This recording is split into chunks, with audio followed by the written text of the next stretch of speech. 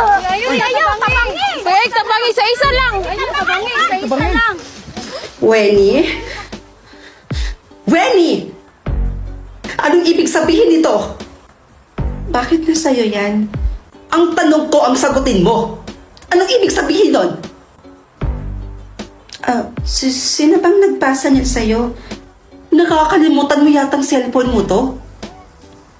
Ngayon, magpaliwanag ka sa akin. Anong ginawa nila sa'yo?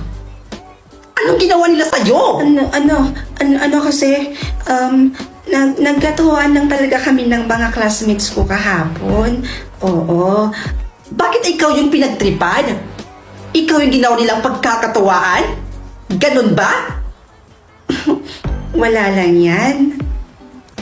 Dito ka lang. Walang papasok. Hindi ka papasok ngayon.